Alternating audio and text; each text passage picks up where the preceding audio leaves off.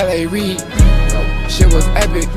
Yo, what's up guys? It's Lionel the Builder back again with another video, and today I'm gonna get a little bit of tips about how to stay productive when you have ADHD. I have like a severe case of it, and I know that there is a certain spectrum of it or whatever, but I do think that not only do we all probably have it at this point, but with so many distractions in this world, with all these different companies and the attention economy and all these different apps and Netflix shows and YouTube and stuff like that, it's hard to stay focused probably for all of us. So even if you have never been diagnosed with ADHD, you probably could still benefit from some of these tips. And especially if you're come to my channel, most likely you are a software developer or you want to be a software developer one day. Either you're learning to code or you just like to watch videos about tech and about coding and stuff like that. So hopefully everybody can take a little bit of something from this.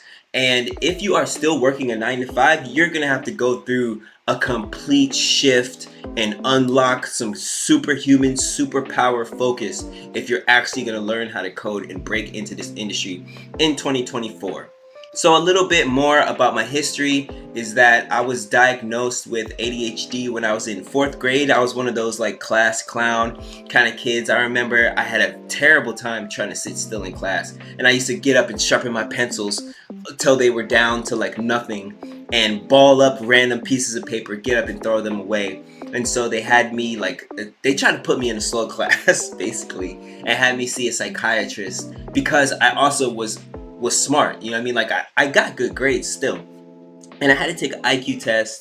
And I'm not trying to brag, but I scored like over 100 on my IQ test. They said that it was like a very like, you know, high level or whatever, and I was reading at a high school college level in 4th grade. But I started taking like Ritalin, and I took it, but then even at a young age I realized how it really altered my personality. I did not like how it made me feel. I did not like how quiet it made me, and I just remember sitting down and just focusing on my work. So long story short, I stopped taking it in about 7th grade, I think it was, and I went from being a straight A student to like nothing, and ended up dropping out. Got my GED, joined the military, got out of the military, and basically what I'm trying to say is I forgot that I had ADHD, and I always wondered why. I was super talented. I could do whatever I put my mind to, but after a year I would always quit my job. I would always move. I randomly moved to LA. I would randomly leave and just dip and go to Florida. And I would like leave, and I'm very, very impulsive. All the things that I have learned about ADHD now, I've thought back on my life and I can see it clear as day how it affected me just being not only unmedicated, because I'm still unmedicated, but just lacking the awareness of what ADHD is. And although there's all sorts of different like spectrums and stuff of it, learning myself, learning how it personally affects me. Now, I'm just gonna spit it out from my perspective. If you can relate, then you can relate, right? As far as my understanding goes, the way that I experience ADHD is it's like I have this huge amount of energy and like brain power, right? Y'all see me, I can play blitz chess while talking and while doing other things. And sometimes if I'm trying to focus on one thing, I have to like play an audio book or like a psychology lecture or something. And doing research and talking to ChatGPT, I found out that basically my form of ADHD is like I have so much energy that it's hard to control. And that's why I get bored so easily, and it's hard for me to focus on one thing if I'm not listening to white noise, if I'm not like doing two things at once, and if I don't like, if basically like it's very, very helpful for me to kind of like play something where someone's talking. And that way, it says that it takes that extra amount of energy that I have, like a part of my brain will lock on that, and then I could be neurotypical, and I can focus on something else without just getting the jitters and wanting to stand up and wanting to like do something else all the time, right? But I have various various tips here that I'm gonna go through now that I did the introduction and talk about myself, right? So first off, I want to say, oh, I forgot to also say that I have a problem with what's it called? What's it called? It's called task paralysis, right? Where it's hard for me to start a task that if I don't know when the end of it is. If it's something like, and this sucks when it comes to coding, because a lot of times when you're working on a coding project, you don't know when it's gonna end. So I would rather like straighten up my desk or clean my room, something where I could clearly see, okay, you start it here, you end it there. The things that have no end, it's very hard for me to start those things. But once I start, as long as I'm not distracted, I can really lock in and get in the flow state. But getting to the tips, all right? The first one I'm gonna say is the importance of sleep. It's very, very important for you to have a regular sleep schedule. I have had many nights where I work until 4 in the morning and I get into like this zombie-like state where it carries on to the next day. Even if I try and calculate 8 hours and I just, okay, I'm going to sleep at 5 in the morning. Let me wake up at 2 p.m. Still, it's not the same. Like, it's better to be in rhythm with nature, right? As much as possible. Now my bedtime is pretty much midnight. I get off of everything. I need to work that down to like 10 o'clock just because I notice when I wake up, I just feel so much better. And not only that, honestly, I'm proud of myself because I've one by one gotten rid of a lot of my vices. Like, I used to be a very much man who was controlled by his vices. I'm the biggest, like, you guys, my friends, with the candy and how I was with not sleeping, video games, pretty much weed, anything that you could think of that is a vice. That was me. And sometimes I feel like I would be smoking to bring myself down, to the normal level. But I'm gonna get into everything else, okay? For some reason, cold showers super help me out. Like, I probably only take one hot shower a week and everything else is cold. And I don't know what it is about it that makes me mentally okay. I feel like it charges my energy up. I feel like it's a challenge always. Like, it's never really comfortable, but something about breaking through the barrier of that makes me feel unstoppable and helps me reach my goals in other ways. I know that, like, to some people, taking cold showers is corny and it's like torturing yourself. So I almost didn't put that one in there. But I said, forget it. Let me just be honest and just give all of the tips. Because if these are things that I think that if you're like me, I literally quit my 9 to 5 and had to find a way to work 24/7. I keep saying that. I feel like I quit my 9 to 5 to work 24/7. And it's not sexy. But I love it. I love this life. I love the freedom that I have right now, even though there's a lot of pressure. I'm working like 3 different clients right now, 3 different startups, and still trying to grow a business on the side, still organizing events, still holding classes to teach people how to code, still working with Social Supply, this event production company, and helping to grow that company at the same time. But this is the life that I chose, and I really do enjoy it. Oh, and I'm also growing a whole YouTube channel at the same time. So the only way that you're going to be able to do something like that is if you really lock into some type of monk mode type of thing, and the more that you can do stuff like that, the easier that it gets. I definitely have noticed that something about the cold showers is super helpful, and a lot of you guys can look that up online and find out more information on, there's a reason why they say it. But I know some people hate on that, though. I've also seen people say, like, all doing cold showers is doing is making you better at taking cold showers. But you could really, it's just one of those things. Put your mind to it. Another thing that I noticed is super helpful is exercise. Something about physical activity. I've been doing 50 push-ups a day for a couple months now, trying to work my way up to 100. And something about your exercise, things that you enjoy, it helps with your productivity. Something about that helps me be able to sit in this chair for hours at a time And during my breaks, I use the Pomodoro. Well, I'm gonna say that one because that's one of the things too. But I definitely exercise during my breaks as well, and that kind of gets me hyped up to take a shower, to take a cold shower. I'll go ahead and try to exhaust myself real quick, like do a whole bunch of push-ups, run around the crib, then jump in the cold shower to cool off, and then sit down, and it's like I'm unstoppable and I'm locked in. Versus if I had just like woken up and sat here in paralysis mode, just searching for dopamine on social media and video games and stuff like that, right? Also, writing down goals. Something about journaling and writing down your goals makes it very, very easy for you to break it up in tasks and then hit those things as you go. Every single day, I look at my calendar and I write down the schedule for today and the schedule for tomorrow. I only take it day by day, and I have this whole thing where I rebuild this thing, because all of the stuff I have scheduled like a week from now, a month from now, is locked inside my calendar anyway. And so that I don't get overwhelmed and I'm able to like keep everything fresh, I just rewrite everything down as soon as I wake up.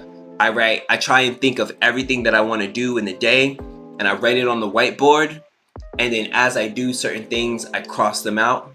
Like today, making a video on ADHD productivity tips is written down on my whiteboard. Here I am doing it right now, and it's been super, super helpful. I also have journals. I write little sticky notes. It's very scattered, and sometimes I write stuff and I don't really go back and look for it, but the most important one is the whiteboard. And I think that really does help me manage my task paralysis. Task paralysis, I think, is when like you have, what do they say? You have so much to do that you don't do anything. And especially with the various ways that we can distract ourselves, and which reminds me, with ADHD, you can have time blindness, which is where you don't really recognize the way that time passes without a timer, without something snapping you out of the spell of whatever it is that you're hyper focused on at the moment. You ever notice how you can start scrolling and before you know it, 30 minutes have gone by? One of the things that have helped me out the most is this timer here. I set it for like 30 minutes throughout the day, and I click it and I start it. I got this thing from an ad. I guess the algorithm picked up that I talk about ADHD all the time, and I've been seeing these things all the time, so I finally went ahead and bought one. It's been my best friend. I like take it everywhere that I go. I click it, and I never even really knew about what time blindness was, but look it up. Look up an explanation for it and see if you have that, because having a timer will help you be more normal and be able to track time more and not get so lost and be late to everything all the time, and it just lose track of time and have your whole day go by without you even noticing. Like whatever mental clock neurotypical people have that helps them like keep track of time, we need to externalize it. People who have ADHD and have this like variation of it or whatever, you need to externalize it, and this will be a huge help. Like I don't care what I'm doing, I just click this thing, and every time it beeps, I'm like, oh wow, that was another 30 minutes, and then I'll click it again, depending on what I'm doing. But if I'm working on something, I'll try and use the Pomodoro technique and say, depending on my mood, sometimes I do 25 minutes on and 5 minutes off. And then I'll go outside, like I'll do 25 minutes of focused work on whatever I'm doing, especially if it's something I've been procrastinating on. If it's something that is uncomfortable, I'll do 25 minutes of focused work on that. And then when the time goes off, I'll set it for 5 minutes, put it in my pocket, and go sit outside to try and recharge, to try and like recalibrate, to be able to come and sit down and work again. And what I noticed is doing that, I can work for much longer, like 5, 6, 7, 8 hours in a row, versus when I just sit here and lock in, and it's like my battery just completely dwindles to where after hour 4, I feel like I need to either go take a nap or I'm just trying to grind it out, I get frustrated, my brain gets foggy, I start to have trouble even like thinking, I start making errors, and then just getting even more frustrated with the errors than I feel like I normally feel about the errors. I feel like if you work, if you break it up 25, 30, 45, or 50, however long you want to do it, but then go take a break to bring it back up. It's like your energy bar will go down, you go take a break, bring it back up, maybe do some exercising, maybe grab some fruit, drink some water, journal, read, just get away for a second. It's like it brings your whole energy bar back up, and then you sit back down, you feel good again. Versus sitting here using all your energy to lock in and focus and never getting up. Now, I've heard other people say that they rather do that, but my take on it is I have tried both ways, and breaking my tasks down to small, manageable tasks. Getting started over the initial hurdle is probably the hardest part. Just getting started, opening up GitHub, open up that repo, open up the documentation that you need to read, whatever it is that, it's so easy for us to open up social media, to open up YouTube, to open up our email. We'll just like, oh wait, let me do this first and then I'll do it. Let me do this over here and then I'll do it. One thing about having ADHD, I noticed that I make a lot of excuses for myself in my head sometimes, because when it's something daunting, that for normally it's those, like I said again, it's those things where you don't know how long it's going to take. You don't know when it's going to be over. Those are the hardest things to undertake. But like I said, breaking it down into small tasks and then diving in with the Pomodoro technique or whatever technique you have. Once you get the ball rolling, we're usually good, right? It's more so about starting, which is the problem. And so the next tip is mindfulness and meditation. I cannot speak on the importance of meditation. I've been meditating now for about 10 years, since 2012, like 12 years actually, on and off. I'm always at my best when I do it every single day. Of course, I've gone months stopping it.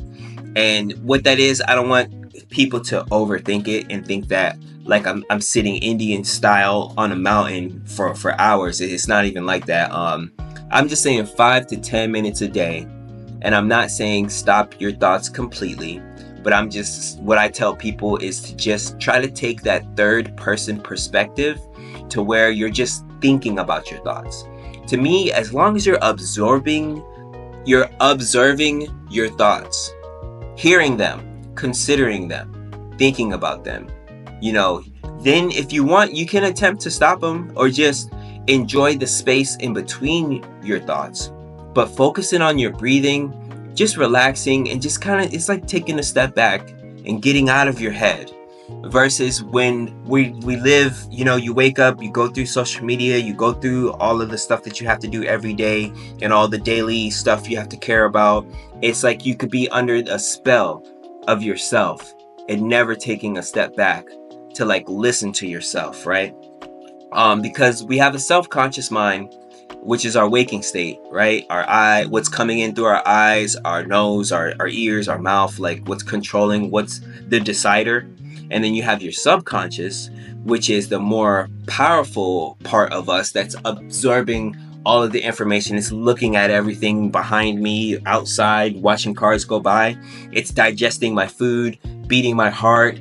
It's that thing that's connected to my DNA and like programs consciousness into my DNA and the dreams state and all that stuff. That's still a part of us, right? And so I believe that meditation kind of strengthens the communication between the two there. And that also, a thing that I noticed about meditation is that when you are attempting to silence your mind, or at least to observe your mind, that things that bother you deep down, deep rooted things that you need to consider, that you may need to heal from, that a lot of times I think that we're scared of meditation and we're scared of silence because that's where our uncomfortable stuff lives at. Our uncomfortable stuff, like you'll sit there, you try to meditate, you let 10 minutes go by, and then you think like, ooh, I hate that guy. Why did he do that? Where does that come from? It comes from something deep rooted in your subconscious that you're supposed to bring up and journal about and consider and then heal from. Because you could be having some automatic negative thought whenever somebody says a certain word to you, because you never reached inside of yourself and healed from something that has been bothering you from 10 years ago. And I'm getting a little bit off track of productivity, but it's still important because we're talking about mental health and ways that you can heal yourself and be productive and get to work out here, right? So that's one big thing, man. I could ramble probably on and on about this, but think about that for a second. There's things deep inside there, right? Things that our self-conscious have told our subconscious. When some traumatic, huge thing happened to us, it made a big imprint into our subconscious mind. And then now that thing is like living there, and it affects how you react to every single day situations and in real life within your day to day. So it's super duper important for us to consider those things, to journal about them, and to heal from them so that they no longer affect us subconsciously, automatically, how we feel about certain things. But even more important to that, I would say, like, the way that I was taught to meditate was to imagine yourself like your thoughts are like you're waiting at a train station, right? You're standing at the edge waiting for a train to come by, and every single thought, a train of thought will come by, right? And you'll think about something, and then it'll be something random, like what you need to do your laundry or something like that. And then you say to yourself, because you're sitting there trying to meditate, you're seeing what's out there, right? Then you think about it. You try not to get lost and let that take you down a trail of 5 thoughts in a row, but you say, oh wow, okay, cool. What else you got for me? And then you wait for the next one.